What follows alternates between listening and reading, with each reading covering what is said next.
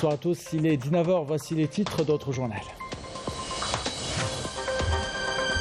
La campagne nationale de nettoiement initiée par le ministère de l'Intérieur a commencé aujourd'hui. Le coup d'envoi officiel a été donné à partir de la wilaya de Tipaza. Toutes les régions du pays ont été mobilisées. Nous verrons des images de Tipaza, Constantine et Alger. Le monde célèbre la journée internationale de la mer et l'Algérie investit sur l'éducation des plus jeunes. L'association Récif et l'Agence nationale des déchets ont lancé ce matin une opération de nettoyage et de sensibilisation à Tam El Foust.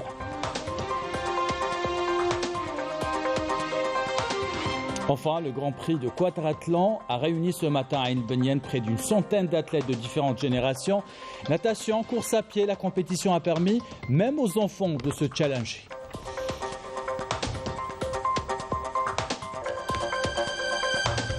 Voilà pour les titres, bienvenue à tous. On entame ce journal avec la campagne nationale de nettoiement initiée par le ministère de l'Intérieur et des collectivités locales. La campagne a touché les 4 coins du pays avec un coup d'envoi officiel à partir de la wilaya de Tipaza. Dans cette couverture, nos équipes nous invitent à découvrir le déroulement des opérations filmées aujourd'hui à Alger. Constantine et Tipaza, résumé signé Yasmine Bessaouti.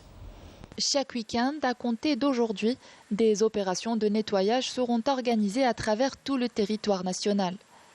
À Abou Smaïl, dans la wilaya de Tipaza, le coup d'envoi officiel a été donné ce matin.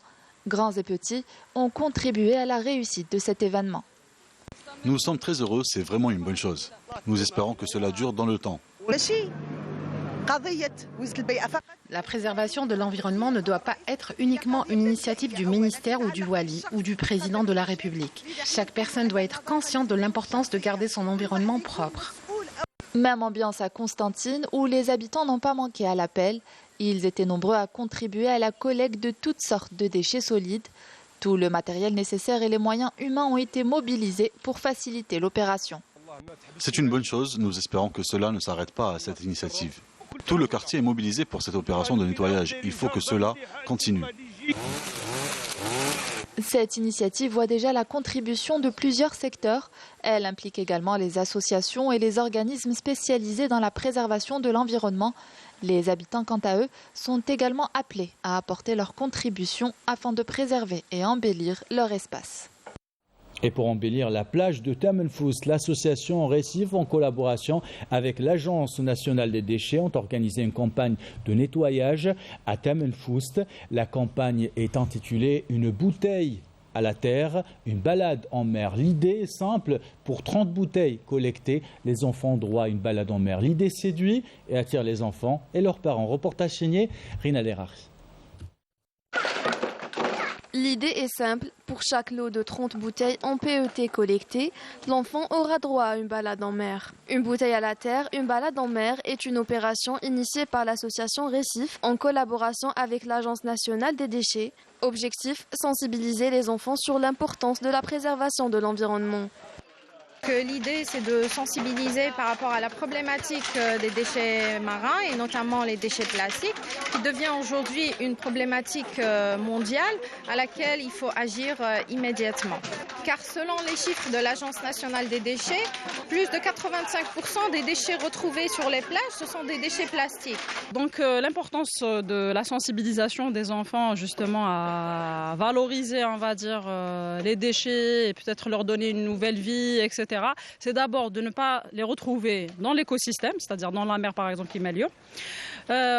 Aussi, voilà, pour qu'ils puissent avoir une éducation environnementale dès jeune âge, pour avoir des éco-citoyens au futur.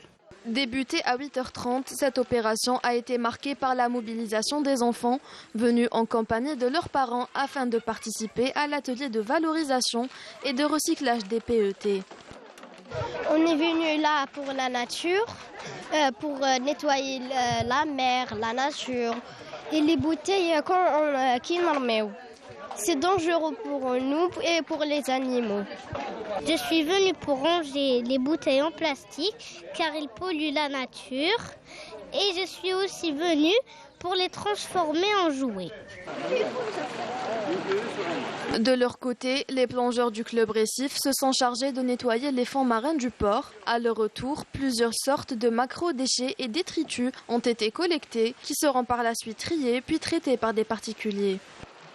Le but de l'événement, c'est le recyclage, c'est sensibiliser les enfants au recyclage du plastique. Donc on a des ateliers Hnaya, on prend les enfants, ils prennent la bouteille en plastique, ils enlèvent le bouchon, le papier et tout. C'est toute une chaîne et on bataille le plastique, on va l'emmener chez un recycleur, notre partenaire, qui va le transformer en jouets pour enfants. À travers ces opérations, cette association, en compagnie de l'Agence nationale des déchets, ont un ultime objectif, préserver la faune et la flore sous-marine, tout en éduquant les plus jeunes sur le respect de l'environnement.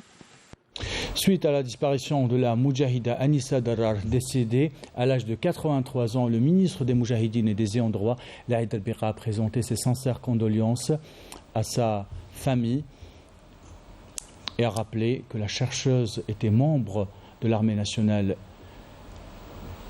née le 7 juillet 1939, Androma, wilaya de Tlemcen. La défunte figure parmi des premières moudjahidettes à avoir rejoint les rangs de la glorieuse révolution de la libération nationale dans la wilaya historique 5. On voit les images de son enterrement aujourd'hui.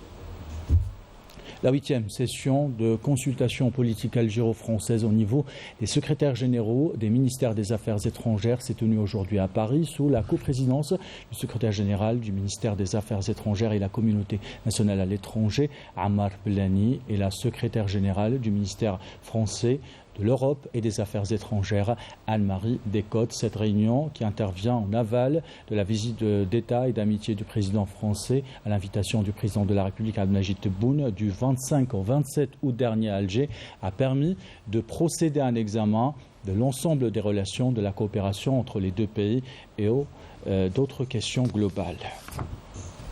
Dans l'actualité internationale, dans les territoires occupés, un garçon palestinien de 7 ans a été enterré aujourd'hui en Cisjordanie occupée. Il a été tué hier par les forces d'occupation sionistes.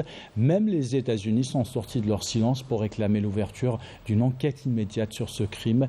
Des centaines de personnes ont pris part aux funérailles de Ryan Yasser Suleiman en Cisjordanie.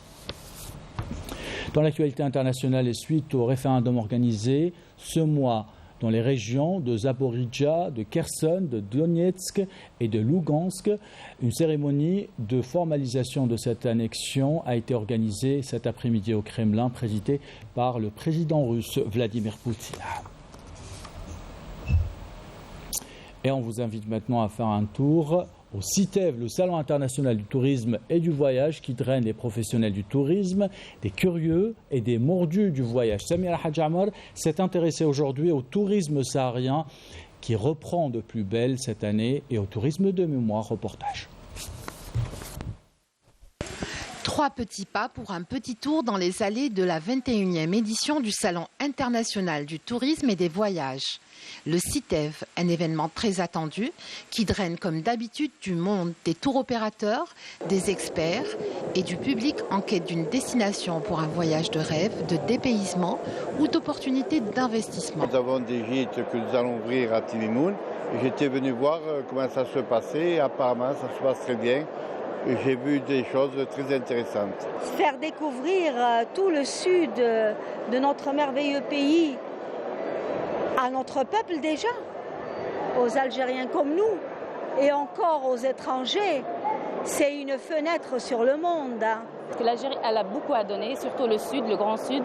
On a un bijou et il n'est pas encore découvert. Alors on essaye surtout de le faire découvrir par le salon quand on est là aujourd'hui. C'est pour ça qu'on est là. Sur la route d'Ersor, à la découverte du Tadrart, ou encore pour un safari aux confins du Tassili, du Hogar et du Tassili des Nadjer. La saison du tourisme saharien commence bientôt et la nouveauté cette année, c'est le retour des dessertes internationales, à l'image de Point Afrique ou encore Quelle Douce. La destination Grand Sud toujours, le marché français. Nous renouons évidemment avec l'opérateur Point Afrique. Cet opérateur qui diffère un petit peu de l'opérateur italien, c'est le fait d'organiser des vols charters au départ de France, notamment Marseille, Paris, Lyon. sur directement Taman Rasset, Janet, Timimoun et Gardaya. Cet opérateur-là, il travaille beaucoup plus sur le nombre. Et ce qui est important, c'est que justement, il essaye de présenter des programmes différents par rapport au KEL 12, qui eux, ils ont un programme précisément architectural, culturel, historique et le désert évidemment. À l'occasion de cet événement majeur pour la promotion du tourisme et la valorisation du patrimoine culturel et historique algérien, le ministère des Moudjahidines s'associe au ministère du Tourisme pour lancer le programme Tourisme de mémoire. C'est une convention qui va s'instaurer entre le ministère du Tourisme et le ministère du Moudjahidine. Et une convention bien sûr qui va avoir comme corollaire l'Office national du tourisme. Ce sera sur la base de publicité, de dépliants, de cartes aussi, mais aussi sur l'apport technologique avec la numérisation.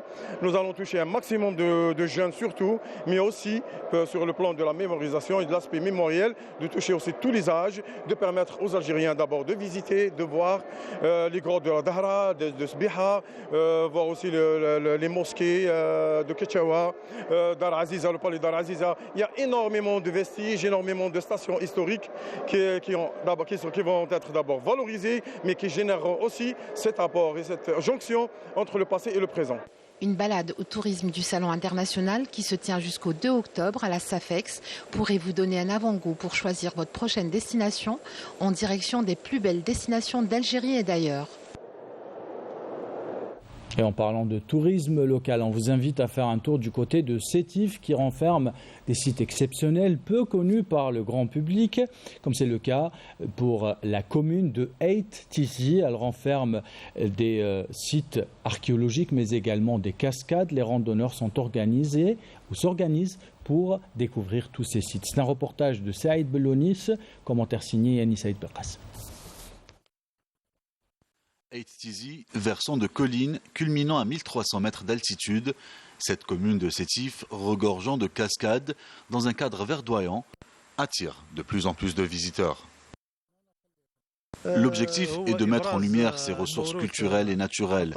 D'Andregorge, cette région, il y a plein de belles choses à découvrir. J'espère qu'à travers ces sorties, les Algériens découvriront la beauté et la richesse de cette commune. Il y a de beaux paysages dans cette région. J'appelle les Algériens à venir découvrir cette région. C'est à couper de souffle.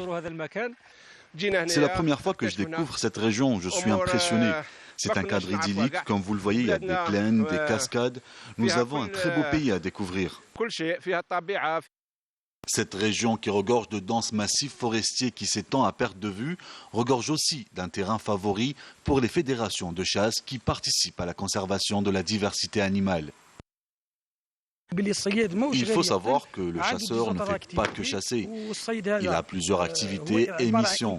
La chasse permet également de préserver l'équilibre de la nature. La beauté de cette région pourrait insuffler une véritable dynamique touristique et contribuer au développement du tourisme local.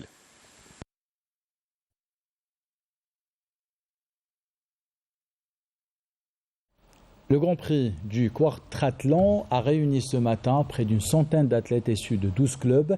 La compétition qui s'est déroulée au port de Djamila à Ain Benyen a réuni plusieurs générations de sportifs, 1000 mètres de nage et 5 km de course à pied.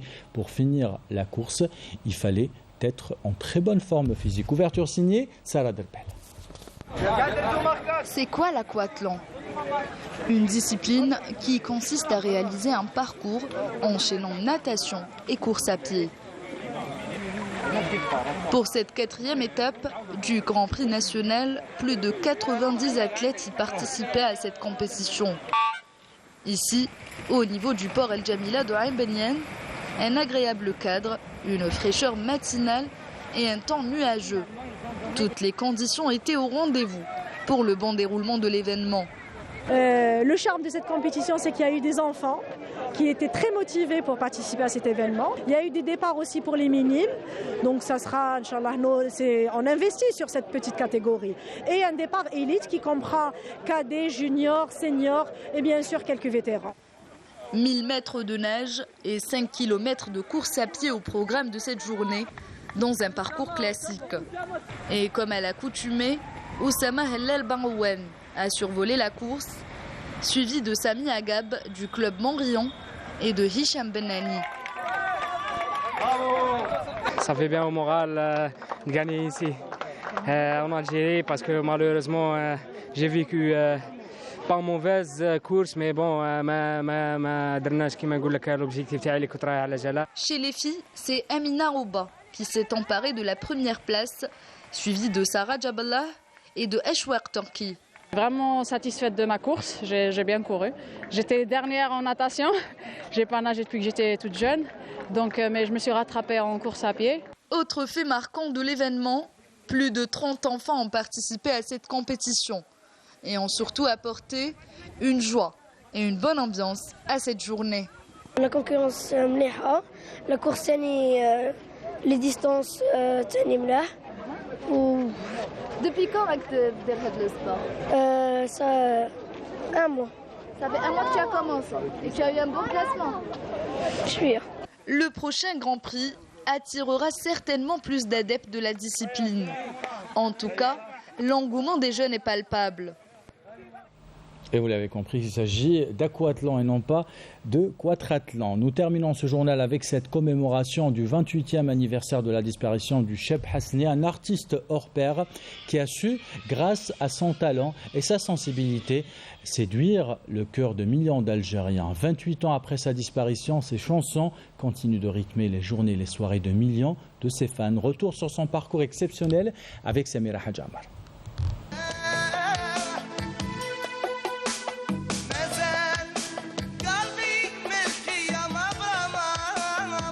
Il y a 28 ans, disparaissait Cheb Hasni, un artiste qui a inscrit son nom en lettres d'or dans le cœur des Algériens et de tous les passionnés du rail à travers le monde.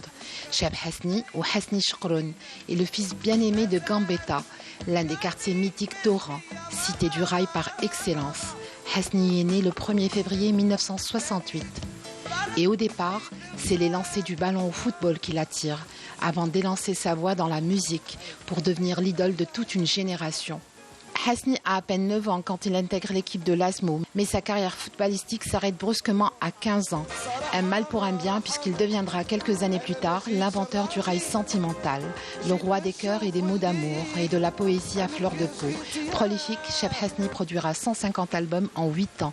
Hasni enregistre sa première cassette en 1986 dans un studio oranais, là où il chante à 3 duos avec la légende du rail, Chebba Zehwania. Il se produira par la suite avec des groupes tels que Jawhara, sous la direction de Mustafa Cherchar, et produira des œuvres éternelles inspirées de son quotidien et de son histoire personnelle dans les studios de Disco Maghreb, Santana ou Sahada. Sa voix douce, ses paroles bouleversantes, touchantes et débordantes d'émotions et d'amour pur ont conquis le haut des palmarès et le top des hits, faisant l'unanimité du public. Il a aussi baptisé le rossignol du rail.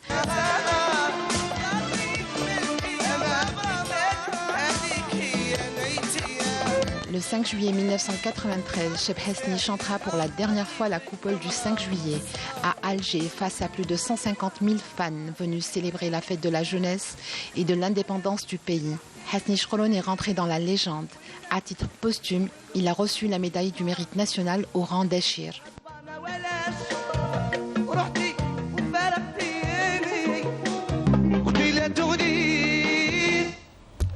Et ainsi va l'actualité, c'est à France Journal, l'équipe de la rédaction qui l'a préparé, l'équipe technique qui l'a réalisé. Vous remercie de l'avoir suivi. Merci pour votre fidélité. Belle soirée.